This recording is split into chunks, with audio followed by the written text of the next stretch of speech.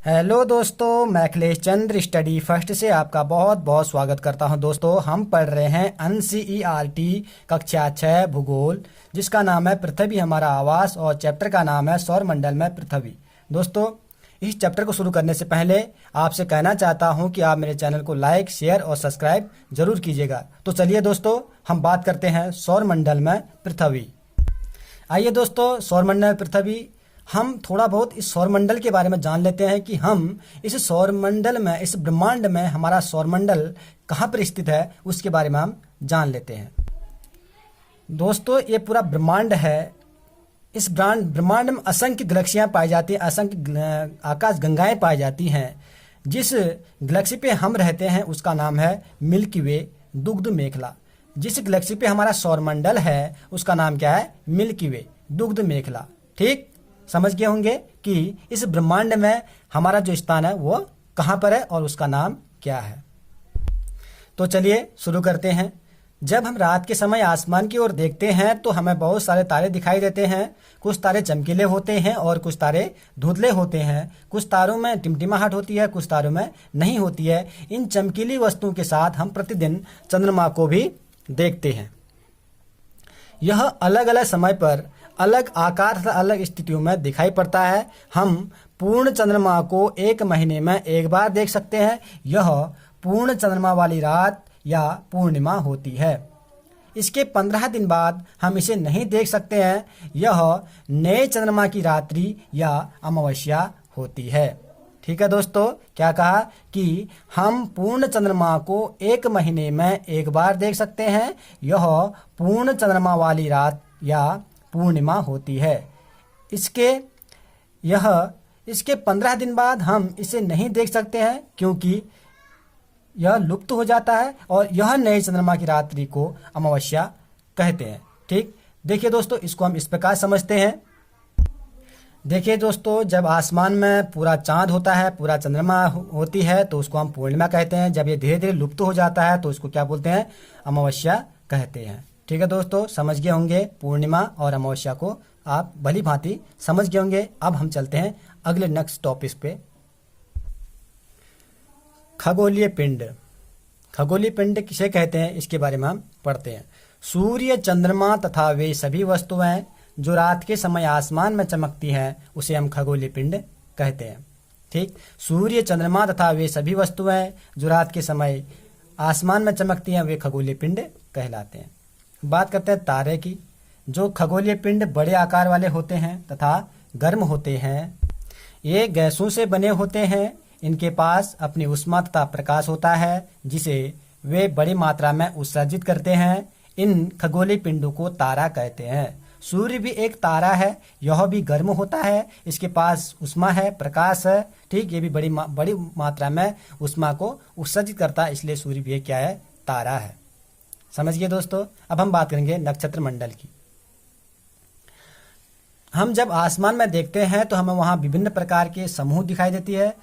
ठीक, उन्हीं समूह को, उन्हीं आकृतियों के समूह को हम नक्षत्र मंडल कहते हैं। ठीक, अर्सा मेजर और बिग बियर इसी प्रकार का नक्षत्र मंडल है, और बहुत आसानी से पहचान में आने वाला नक्षत्र मंडल है स्मॉल बियर या सप्तऋषि। यह 7 तारों का समूह है जो कि एक बड़े भाग नक्षत्र मंडल अर्सा मेजर का ही भाग है। ठीक है दोस्तों, समझ गए होंगे कि नक्षत्र मंडल किसे कहते हैं। नक्षत्र मंडल हम जब आसमान में देखते हैं तो हमें वहाँ विभिन्न प्रकार की बनाई हुई आकृति दिखाई देती है, समूह दिखाई देता है। उसी समूह को हम क्या बोलते हैं? नक्षत्र मंडल कहते हैं। और उसमें इस जो अर्सा मेजर और बिग बियर होता है वो इसी प्रकार का क्या होता है? नक्षत्र मंडल कहलाता है। और जो सबसे आसानी से पहचान में आने वाला नक्षत्र मंडल है उसका नाम है स्मॉल बियर या सप्तऋषि हम कहते हैं। ठीक है दोस्तों, अब हम बात करेंगे ध्रुव तारे की। प्राचीन समय में लोग रात्रि के समय दिशा का निर्धारण तारों की सहायता से करते थे। उत्तरी तारा उत्तर दिशा को बताता है। ध्यान दीजिएगा, उत्तरी तारा की दिशा को बताता है, तो उत्तरी तारा उत्तर दिशा को बताता है। इसे ध्रुव तारा भी कहा जाता है। यह आसमान में हमेशा एक ही स्थान पर रहता है। हम सप्तऋषि की सहायता से ध्रुव तारे की स्थिति को जान सकते हैं। ठीक है दोस्तों, जो ध्रुव तारा है वह आसमान में हमेशा उत्तर दिशा में रहता है, और जो है ये हमेशा एक ही स्थान पर स्थिर रहता है। इसीलिए जब प्राचीन काल में दिशा का निर्धारण करते थे इसी तारे को देख के वो करते थे। देखिए इस प्रकार से यह नक्षत्र मंडल है, समूह बना रखा है। ये सप्तऋषि नक्षत्र मंडल है जो आसमान में आसानी से पहचान में आ जाता है। और हम इस सप्तऋषि की सहायता से हम ध्रुव तारे की स्थिति को जान सकते हैं। अगर हम दक्षिण में खड़े होंगे तो हम अपने सर के ऊपर सीधे हम जब ऊपर उत्तर की ओर देखते हैं तो हमें ध्रुव तारे की स्थिति का पता चलता है। ठीक है दोस्तों, समझ गए होंगे कि ध्रुव तारा और नक्षत्र मंडल क्या कहलाते हैं। अब बात करते हैं ग्रह। कुछ खगोलीय पिंडों में अपना उष्मा प्रकाश नहीं होती है, वे तारों की प्रकाश से प्रकाशित होते हैं। ऐसे पिंड ग्रह कहलाते हैं। ग्रह जिसे हम अंग्रेजी में प्लेनेट कहते हैं, यह ग्रीक भाषा के प्लेनेटाइज शब्द से बना है जिसका अर्थ होता है परिभ्रमक, अर्थात चारों ओर घूमने वाले। पृथ्वी जिस पर हम रहते हैं यह भी एक ग्रह है। यह अपना संपूर्ण प्रकाश सूर्य से प्राप्त करती है जो पृथ्वी के सबसे नजदीक का तारा है। पृथ्वी को बहुत अधिक दूरी से देखने पर, जैसे चंद्रमा से देखने पर, यह चंद्रमा की तरह चमकती हुई प्रतीत होती है। आसमान में दिखने वाला चंद्रमा एक उपग्रह है। यह हमारी पृथ्वी का सहचर है तथा इसके चारों ओर चक्कर लगाता है। यह पृथ्वी के समान 7 अन्य ग्रह हैं। ठीक, जो हमारी जो पृथ्वी है, इस पृथ्वी के समान 7 अन्य ग्रह हैं जो सूर्य के प्रकाश से प्रकाशित होते हैं। उनमें से कुछ के पास अपने चंद्रमा भी हैं। ठीक, समझ गए होंगे कि ग्रह किसे कहते हैं। ठीक, जिनके पास अपनी उष्णता प्रकाश नहीं होता है वो दूसरों के प्रकाश से प्रकाशित होते हैं, उसे हम ग्रह कहते हैं। ठीक, अब हम बात करते हैं सौर मंडल की। सूर्य, 8 ग्रह, उपग्रह तथा कुछ अन्य खगोलीय पिंड जैसे क्षुद्र ग्रह एवं उल्का पिंड मिलकर सौर मंडल का निर्माण करते हैं। उसे हम सौर परिवार का नाम देते हैं जिसका मुखिया सूर्य होता है। ध्यान सुनिएगा, सौर मंडल किसे कहते हैं? सूर्य, 8 ग्रह, उपग्रह तथा कुछ अन्य खगोलीय पिंड जैसे क्षुद्र ग्रह एवं उल्का पिंड मिलकर सौर मंडल का निर्माण करते हैं। उसे हम सौर परिवार का नाम देते हैं जिसका मुखिया सूर्य होता है। ध्यान दीजिएगा, पौराणिक रोमन कहानियों में सोल सूर्य देवता को कहा जाता है। सौर शब्द का अर्थ है सूर्य से संबंधित, इसलिए सूर्य के परिवार को सौर मंडल कहा जाता है। ठीक है दोस्तों, पौराणिक रोमन कहानी में सोल सूर्य देवता को कहा जाता है। सौर शब्द का अर्थ है सूर्य से संबंधित, इसीलिए सूर्य के परिवार को सौर मंडल कहा जाता है। समझ गए होंगे। अब बात करते हैं सूर्य की। सूर्य सौर मंडल के केंद्र में स्थित है। जो सूर्य है हमारे सौर मंडल के केंद्र में स्थित है। यह बहुत बड़ा है एवं अत्यधिक गर्म से गैस से बना है। इसका खिंचाव बल इससे सौर मंडल को बांधे रखता है। सूर्य सौर मंडल के लिए प्रकाश एवं ऊष्मा का एकमात्र स्रोत है, लेकिन हम इसकी अत्यधिक तेज ऊष्मा को महसूस नहीं करते हैं क्योंकि सबसे नज़दीक का तारा होने के बावजूद यह हमसे बहुत दूर है। सूर्य पृथ्वी से लगभग 15 करोड़ किलोमीटर दूर है। जो सूर्य है वह 15 किलोमीटर दूर, जो सूर्य है पृथ्वी से 15 किलोमीटर दूरी पर स्थित है। अब हम बात करते हैं ग्रह की। हमारे सौरमंडल में 8 ग्रह हैं। सूर्य से दूरी के अनुसार वे हैं बुध, शुक्र, पृथ्वी, मंगल, बृहस्पति, शनि, यूरेनस, नेपच्यून। ठीक, हमारे सौरमंडल में 8 ग्रह हैं। सूर्य से दूरी के अनुसार वे हैं बुध, शुक्र, पृथ्वी, मंगल, बृहस्पति, शनि, यूरेनस तथा नेपच्यून। सौरमंडल के 8 ग्रह हैं। सौरमंडल के 8 ग्रह एक निश्चित पथ पर सूर्य का चक्कर लगाते हैं। ये रास्ते दीर्घवृत्ताकार में फैले हुए हैं। ये कक्षा कहलाते हैं। ठीक है दोस्तों, आप इसको इस प्रकार देखिएगा कि सौरमंडल के 8 ग्रह एक निश्चित पथ पर सूर्य का चक्कर लगाते हैं। ये रास्ते दीर्घवृत्ताकार में फैले हुए हैं। ये कक्षा कहलाते हैं। देखिए इस प्रकार से। देखिए दोस्तों, ये सूर्य है। ये सूर्य जो इस प्रकार से ये बुध अपना रास्ता अपना चक्कर लगा रहा है। उसके बाद ये शुक्र अपना चक्कर लगा रहा है। उसके बाद पृथ्वी अपनी चक्कर लगा रही है। इस जो रास्ते हैं, ये दीर्घवृत्ता का जो रास्ते हैं, इन्हें हम क्या बोले? इसे हम कक्षा कहते हैं। इसे हम क्या कहते हैं? कक्षा कहते हैं। ठीक है दोस्तों, समझ गए होंगे कि ये जो है सूर्य का चक्कर दीर्घवृत्ताकार में लगाते हैं, ना कि गोलाई में। ठीक है, गोलाई में नहीं लगाते हैं, किस कैसे लगाते हैं, दीर्घवृत्ताकार में लगाते हैं। ये क्या कहलाते हैं, ये कक्षा कहलाते हैं।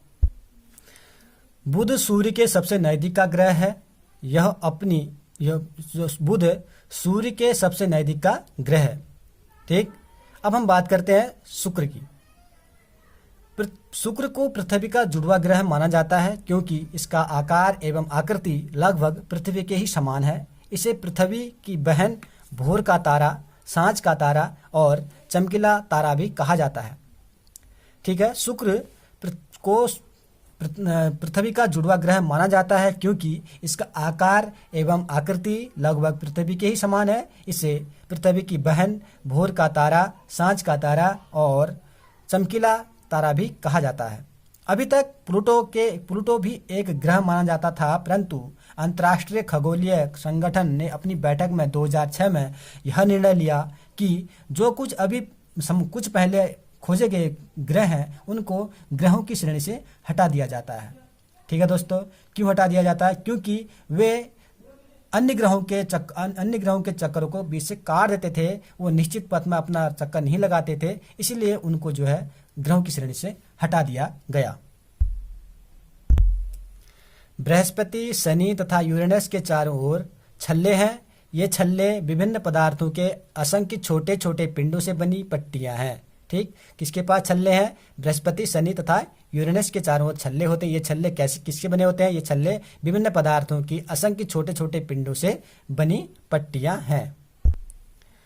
अब हम बात करते हैं कि जो हमारे सौरमंडल में ग्रह हैं वे सूर्य के चारों ओर चक्कर तथा या परिक्रमा तथा अपने अक्ष पर कितने समय पर घूर्णन करते हैं। ठीक है, तो हम बात करते हैं पहले बुध की। बुध सूर्य के चारों ओर एक परिक्रमण 28 दिन में और अपने अक्ष पर घूर्णन 59 दिन में पूरा करता है। ठीक है, उसके बाद हम बात करते हैं शुक्र की। शुक्र सूर्य के चारों ओर एक परिक्रमण 255 दिन में और अपने अक्ष पर 243 दिन में पूरा करता है।